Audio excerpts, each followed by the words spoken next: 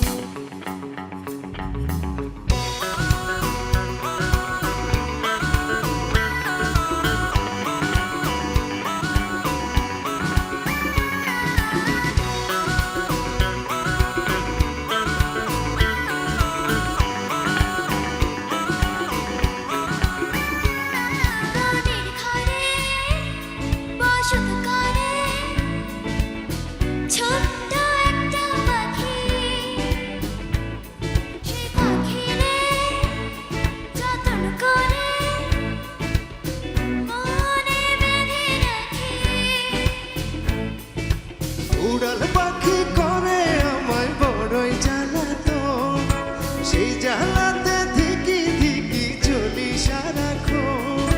সুযোগ পেলে চতুর পাখি উড়াল দিতে চায়, মনটা আমার খাঁ খাঁ করে ভীষণ যাতনায়। পাখি পাখি রে তোরই শুধু ডাকি রে, রোদে রাঙা ভোর নিশি ঘন ঘন তোরই ছবি আঁকি রে। ও পাখি পাখি রে তোরই শুধু ডাকি রে, রোদে রাঙা ভোর নিশি ঘন ঘন তোরই ছবি আঁকি রে।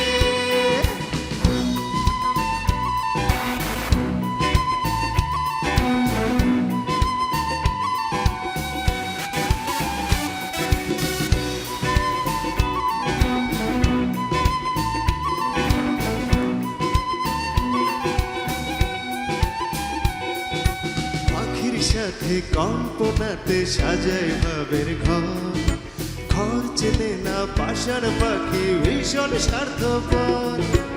এই কাছে রয় এই দূরে রয় বদল করে রূপ, সকল কথা বলে পাখি আমায় বলে চুপ। উড়াল পাখি করে আমায় বড়ই জ্বালাতন, সেই জ্বালাতে ধিকি ধিকি চলি সারাক্ষণ। সুযোগ পেলে চতুর পাখি উড়াল দিতে চায়, মনটা আমার খা খা করে ভীষণ যাতনা। ও পাখি পাখি রে তোরই শুধু ডাকি রে, রোদে রাঙা ভোর মিশে ঘন ঘন তোরই ছবি আঁকি রে। ও পাখি পাখি রে তোরই শুধু ডাকি রে, রোদে রাঙা ভোর মিশে ঘন ঘন তোরই ছবি আঁকি রে।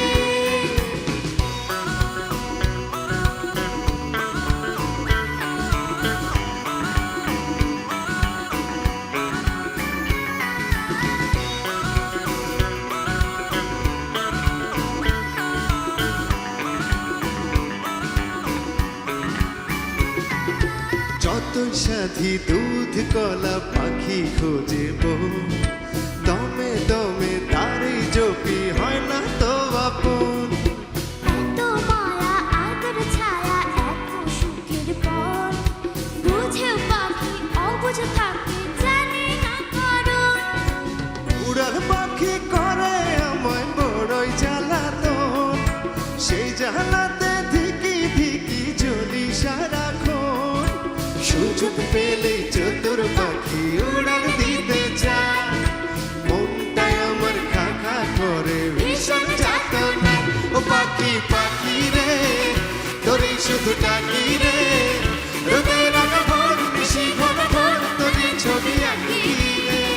ও পাখি পাখি রে তোরই শুধু ডাকি রে, রোদে রাঙা ভোর মিশি ঘন ঘন তোরই ছবি আঁকি রে।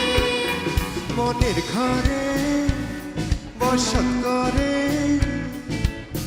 ছোট্ট একটা পাখি, সেই পাখি রে যতন করে মনে বেঁধে রাখি। উড়াল পাখি করে আমায়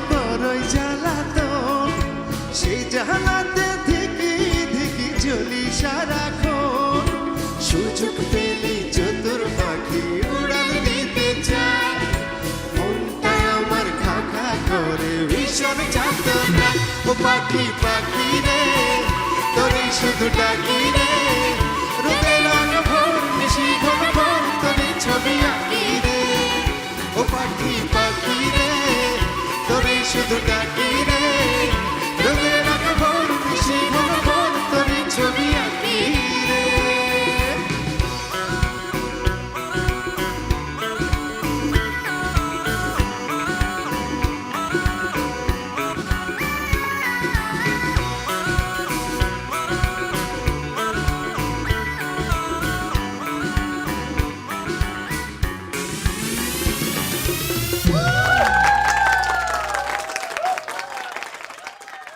তানহা, তুমি কি জানো যে এই গানটির মূল শিল্পীকে?